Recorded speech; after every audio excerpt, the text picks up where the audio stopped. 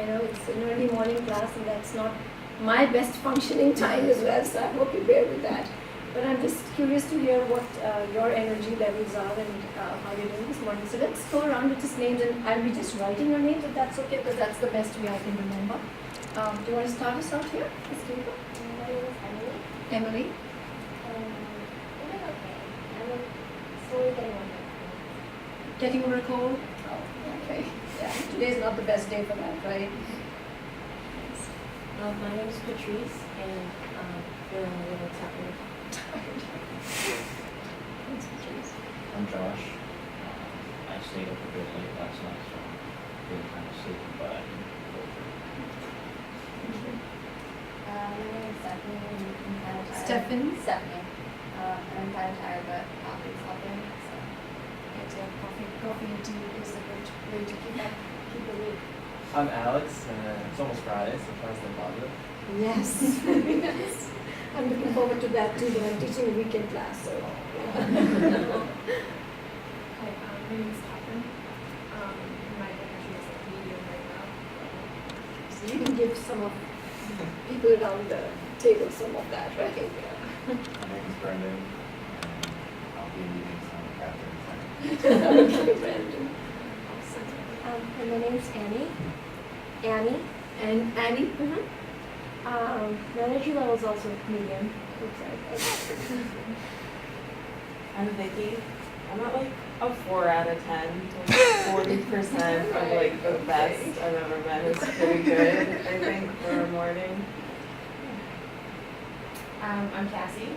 I'm a little frazzled this morning because I thought I was going to be late and hit some traffic, but I got here on time, so I'm happy. Excited. I'm Karishma, and I'm feeling sort of awake. The wind really just woke me up. I'm Maddie. I'm also pretty awake. I'm much more of a morning person than a night person. So I went to bed really early last night. So we'll be drawing on your energy too. Right. Great. Okay, so to start us off, do you want us to wait or should we just continue? Just go. Continue. Okay. So how many of you know of the British India partition? Okay, I see a couple of hands. What do you know about it? Whoever. Those who raised their hands. Anything you want to share about what you know? I know less about the partition and more about how the whole story about Gandhi and how that it was independent from other. So you know about the independence movement. Yes. Okay. Other thoughts? And somebody raised their hand here. Yes.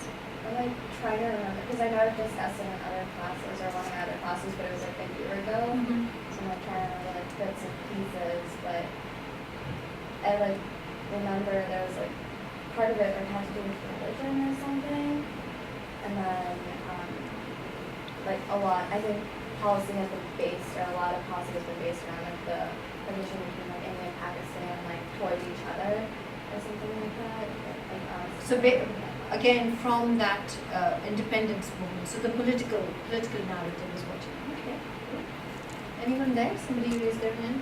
Yeah. So I actually grew up in India, Okay. and a lot of what I learned is less from school, but more from like my family. My grandmother on my mother's side, she was born in Lahore, so she moved to India. A lot of what I know is from her, from the documentary. And basically, it was like the British practiced divide and rule, and they pitted the Muslims against Hindus and Sikhs, and basically, like from what I remember, what I was taught in school was that it was a good thing that if partition hadn't occurred, the Hindus and Muslims and Sikhs would basically just kill each other within that one country. So it was important for them to move and form their own country. But from personal stories and a documentary that I watched, it feels like still a lot of people lost their lives and it could have been avoided.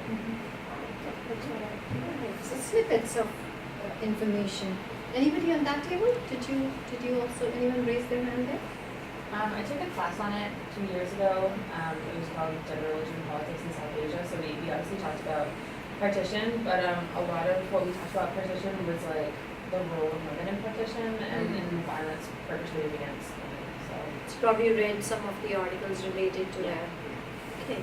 So just all of these little blocks and of information that you have. So I'm going to give you a little bit of a overview of what that event was, and then the plan is to give you a lesson plan, a lesson actually that is a history book lesson, and I will give you a task related to that lesson. So you'll be reading it in your groups and basically just answering the questions that I have for you based on that particular. I'm wondering if it might be good to have maybe 2 people on that table as well, so that Annie is not alone trying to do the work. So 2 people on it. Or Annie could go over. Annie can come here, but we need 4 groups. 4 groups. So I'm wondering if it would make sense to have 2 people Okay. step into that. Anyone? Oops. Okay, I'm already out.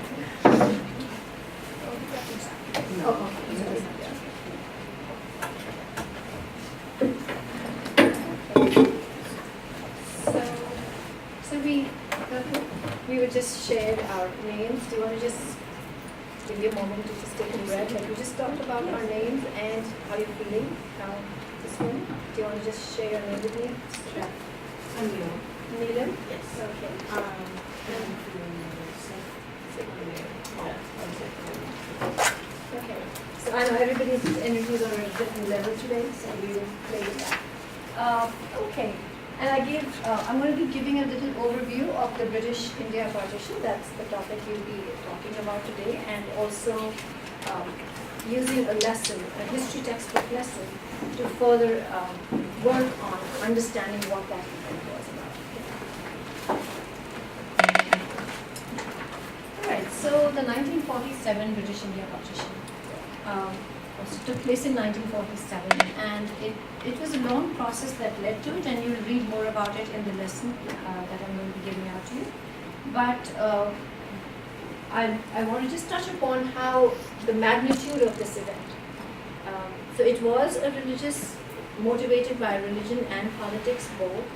It was between the Hindus and the Muslims and the Sikhs. The Hindus and the Sikhs were on one side, and the Muslims were on the other. And basically, when the country got divided, was decided by the British. A line was drawn across the map, and I'll show you the map, what it was before and what it's now. So a line was hastily, the British were trying to leave, colonialism was sort of at its end there in India, and they weren't able to keep the control. The Second World War pressures were building up, and of course they were in a hurry to leave, and there were other political factors that came into play as well. And they decided, based on all those different dynamics that were taking place in the country between the leaders, political leaders fighting for independence, as well as the religious differences between the communities, the British, together with these leaders, decided to divide the country into India and Pakistan, with Pakistan going to be on 2 sides of India.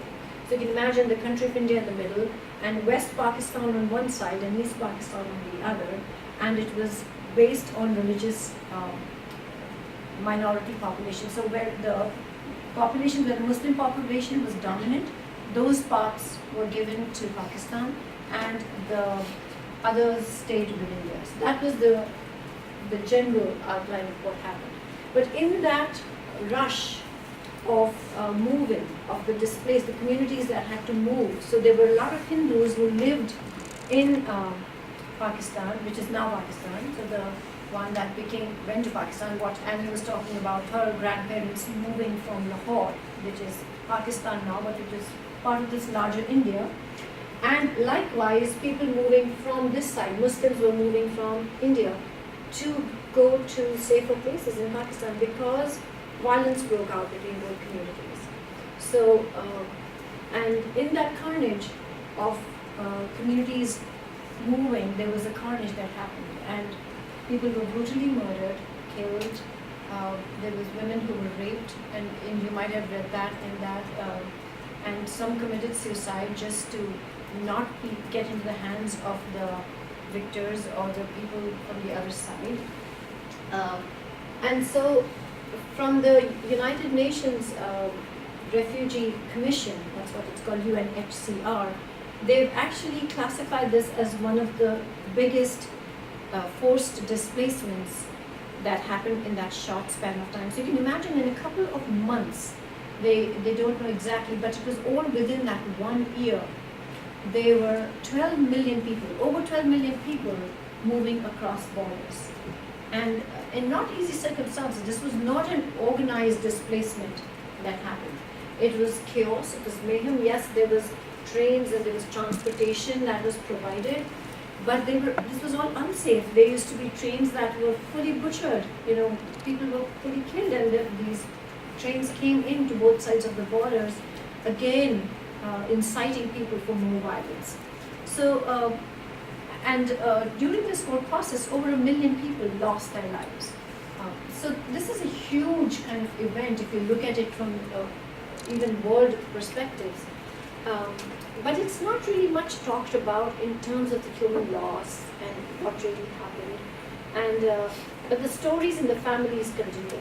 And in my family too, I'm what I call the grandchild of that partition event. And my grandparents and my parents actually moved across borders from what is now Pakistan to India, from Lahore to actually. And we lost family in the process. And so just to know the stories from them, but not to hear much of it otherwise in sort of the school books. I heard about the event, but not so much about what really happened. So that's really sort of giving you a background of the event, but not so much about the political reasons behind that. So what I have for you is I'm going to I have a textbook lesson. So I'm going to give you this lesson, and it has some questions with it. I think I might have enough copies for everybody. So there are questions at the back that I'd like you to, as a group, once you've read the lesson, I'd like you to, as a group, respond to those questions. I'm also going to ask you to give me a summary of what did you learn really from that lesson, and 3 questions that you're still thinking about as a group. Okay? So I'm going to just get these out. If there are not enough copies, just share the reading if that's okay with me. And just wave a hand if you need help, or you need me to come by and if you have any questions. Thank you.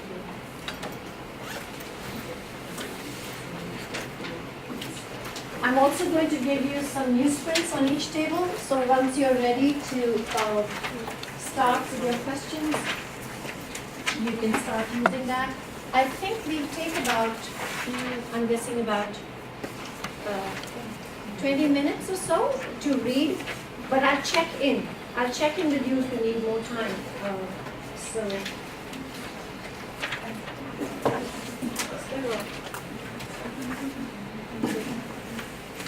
So it's about 9:50 now, so I'm thinking I'll check in about 10:10 around to see how people are doing.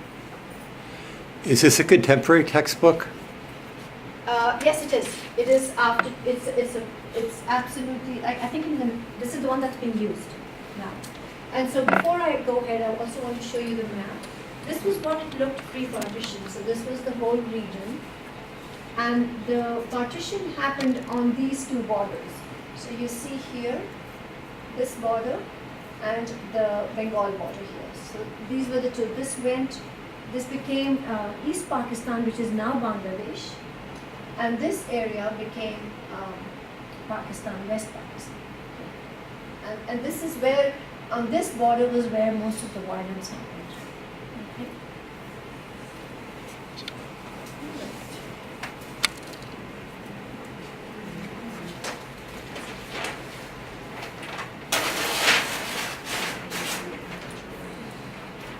And feel free to stand, and if you need the space to write,